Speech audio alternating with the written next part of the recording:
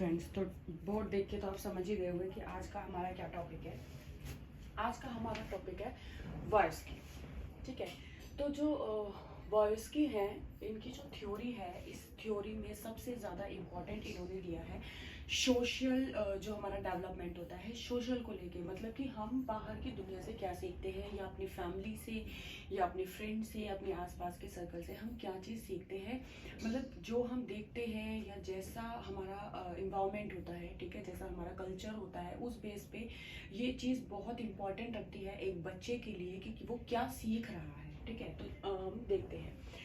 मैंने आपको पहले बता दिया सोशल कल्चर मतलब कि इससे रिलेटेड मतलब कि 3 क्वेश्चन, 2 से 3 क्वेश्चन तो आपके आने ही है। कि मतलब कि घुमा फिरा के कि अगर बच्चे भाषा सीख रहा है, ठीक है, अपने कल्चर से रिलेटेड, अगर वो तमिल का है और अगर उसको तमिल आती है, ठीक है, और तो उसको गुजराती क्यों नहीं आती, वो गुजरात में तो नहीं रहता। ठीक है, तो ये सब चीज़, ये किसकी थ्योरी है कि अगर वो तमिल से है तो वो वही लैंग्वेज सीखेगा।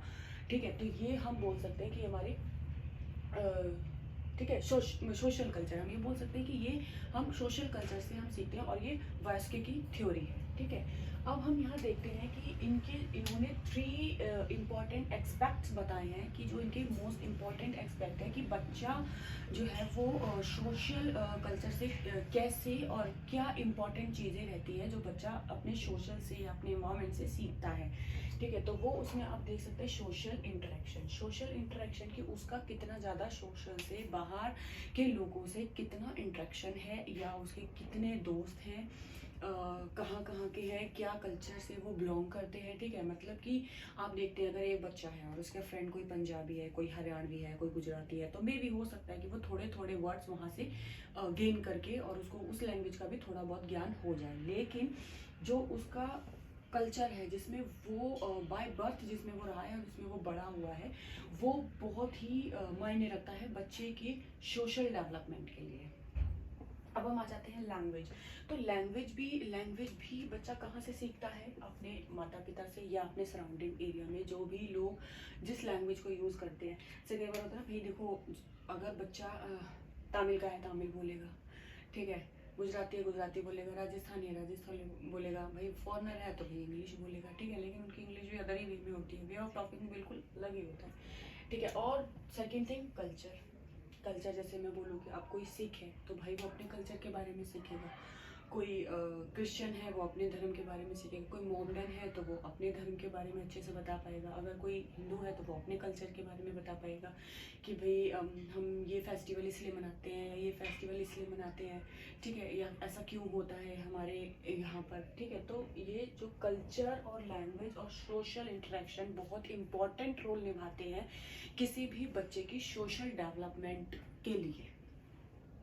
जो वायोस्की है वो बिलीव करते हैं कि that language develop from social interaction. उनका कहना है साफ साफ कि बच्चे की जो लैंग्वेज है वो डेवलपमेंट होती है सोशल इंटरेक्शन से। भाई जाहिर सी बात है, जैसे लोगों के साथ वो हम बोलते नहीं कि इसके अपने बच्चों को बोलते कि बेटा इसके साथ में रहना, ये लैंग्वेज बड़ी मतलब कि अच्छी लैंग्वेज यूज़ नहीं करता ये। ठीक है, बहुत ही लो कैटेगरी की लैंग्वेज यूज़ करता है। ठीक है, अरे ये ना उसके साथ रहता है इसलिए ऐसा बोलना सीख गया है। ठीक है, तो ये बहुत ही इंपॉर्टेंट, सोशल इंटरेक्शन बहुत ही इंपॉर्टेंट रोल प्ले करता है बच्चे की लैंग्वेज के लिए। ठीक है, अब इन्होंने यहाँ पे 3 पॉइंट इसके भी दिए हुए हैं। ठीक है, कि कैसे जो है सोशल इंटरेक्शन जो है वो लैंग्वेज पे इफेक्ट डालता है। कैसे सोशल स्पीच वही जब बच्चा मतलब कि यहाँ पे जो बच्चा है वो 2 साल के लिए हम ये बोल सकते हैं, यहाँ पे 2 ईयर मैंने लिखा हुआ है। ठीक है, कि वो कैसी बातें कर रहा है कि मतलब आपसे अब 2 साल का बच्चा प्रॉपर तो बोल नहीं पाता। ठीक है, तो वो कैसे इशारों में, जैसे कई बार होता है ना बच्चा बोलता है कि मुझे दूध चाहिए, मुझे दूध चाहिए, मुझे मम चाहिए। ठीक है, भूख लगी है, तो बच्चा अपनी ही एक लैंग्वेज बनाता है और अपनी ही उस लैंग्वेज में आपसे बात करता है। ठीक है, तो उसको हम बोल सकते हैं सोशल स्पीच। प्राइवेट स्पीच जो बच्चा करता है वो 3 to 6 ईयर के बीच में करता है, कि वो खुद से ही बातें कर रहा है। ठीक है, मतलब कि उसने कोई टॉय ले लिया, देखा भी होगा आपने, जैसे कि कोई बैटमैन स्पाइडरमैन ले गया, ठीक है, अब उनकी लड़ाई करवा रहा है वो, ओ मैं तेरे को देख लेता हूँ, ओ अच्छा ये वो, तो मतलब बच्चे अपने आप ही एक इमेजिनेशन करके एक व्यू बना रहे हैं अपने सामने, और वो अपने टॉय से खेल रहे हैं, और वो खुद से ही कन्वर्सेशन कर रहे हैं कि ठीक है।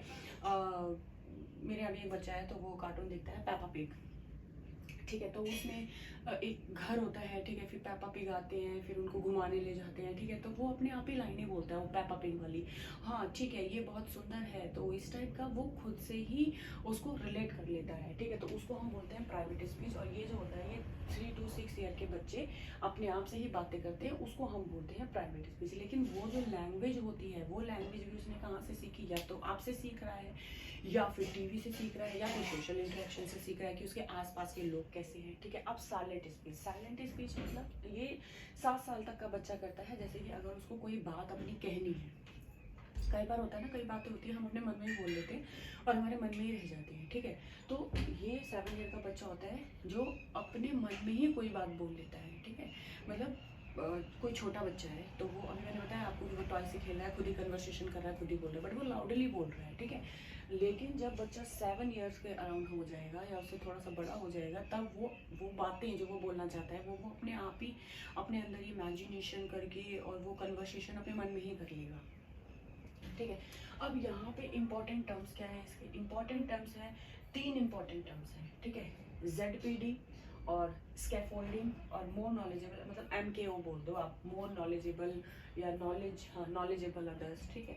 तो इसमें क्या होता है कि मान लो आपके पास ZPD, मान लो ये आपके पास कोई प्रॉब्लम है, ठीक है, आपके पास कोई प्रॉब्लम है लेकिन वो आपसे सॉल्व नहीं हो रही, आपको समझ में नहीं आ रहा कि आप क्या करें। कोई बच्चा है, ठीक है, उसको हमने कोई किसी प्रॉब्लम में आ गया वो, या हमने ही उसको कोई मैथ्स का मैथ्स का क्वेश्चन दे दिया कि बेटा चलो ये क्वेश्चन आप सॉल्व करो, लेकिन अब उसको समझ नहीं आ रहा कि अब मैं उसको कैसे सॉल्व करूँ।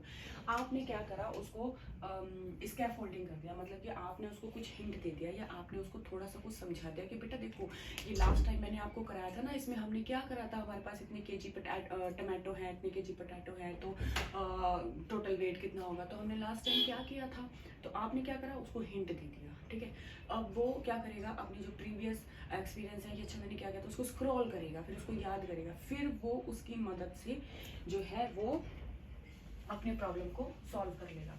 तो यहाँ ये थी प्रॉब्लम, ठीक है, यहाँ हो गया हिंट, हिंट बोल दो या आप हेल्प बोल दो, ठीक है, हिंट या हेल्प कुछ भी बोल दो आप, यहाँ पे आप बन गए स्कैफोल्डिंग्स, ठीक है। अब यहाँ पे क्या हुआ, मोर, अब कौन करेगा मदद, ठीक है, जिसको आपसे ज़्यादा पता हो। अब अगर कोई बच्चा 8th क्लास में है, उसका कोई क्वेश्चन है, उसको नहीं समझ में आ रहा, तो क्या 4th क्लास का बच्चा उसको बता सकता है, नहीं बता सकता, ठीक है। हाँ कोशिश करेगा लेकिन एक्यूरेट बिल्कुल सही से उसको नहीं गाइड कर पाएगा, ठीक है, लेकिन मेरे ख्याल से नहीं बता पाएगा। 8th क्लास 4th क्लास काफ़ी ज़्यादा डिफरेंस है। तो आप किससे पूछेंगे, MKO से, जो आपसे ज़्यादा नॉलेजेबल पर्सन हो, जिसको वो चीज़ आती हो, ठीक है। तो बच्चा जाएगा उसके पास, उससे वो पूछेगा और फिर वो अपनी प्रॉब्लम को सॉल्व कर देगा, मतलब ZPD अपनी को वो सॉल्व कर देगा। तो ये यहाँ पे टर्म्स है कि अगर ये भी क्वेश्चन आया हुआ है कि अगर कोई बच्चे को कोई प्रॉब्लम है सॉल्व करने में, और अगर आप उसको हिंट देते हो तो आप उसको किस टाइप का टर्म मानते हो, तो उसका आंसर स्कैफोल्डिंग होगा, ठीक है। अब यहाँ पे हम इसको पूरा ही कर चुके हैं। अब ऐसे ज़्यादा देखिए, अगर आप इनकी पूरी थ्योरी पे जाएंगे ना, तो इन्हीं चीज़ों को एग्जांपल्स के साथ, क्वेश्चंस के साथ, पिक्चर्स के साथ, बहुत सारी चीज़ों के साथ इसको एक्सप्लेन किया गया होगा। लेकिन जो बहुत ही ज़्यादा इंपॉर्टेंट चीज़ें हैं ना, जो आपको, जैसे इनके टर्म्स, कौन कौन से टर्म्स दे रखे हैं, उनके नाम, ठीक है, कौन कौन सी इन्होंने जो है वो स्पीच दे रखी है, और उस स्पीच का क्या है, ठीक है, किस ईयर, अब सोशल स्पीच कितने साल तक की है, ठीक है, प्राइवेट स्पीच है, साइलेंट स्पीच है, ये सारी स्पीचें हो गई। उसके बाद इन्होंने जो एक्सपेक्ट दे रखे हैं 3 इंपॉर्टेंट, वो क्या है, ठीक है, उनका मतलब क्या है। तो ये मेन चीज़ें, मतलब इनके पास क्वेश्चन नहीं आते। अगर आप प्रीवियस क्वेश्चन पेपर भी अगर आप सॉल्व करें, देखिए वो तो इंपॉर्टेंट है, वो तो आपको करने ही करने हैं, ठीक है। मतलब अगर आप, मैं बताऊँ, अगर आप 20 और 25 क्वेश्चन भी सॉल्व कर लेते हैं ना, इनफ है, इनफ, ठीक है। तो ये इंपॉर्टेंट चीज़ें हैं और ये आपको रिवाइज करनी ही पड़ेगी, ठीक है, तो कर लेना। अब हम मिलते हैं नेक्स्ट वीडियो में।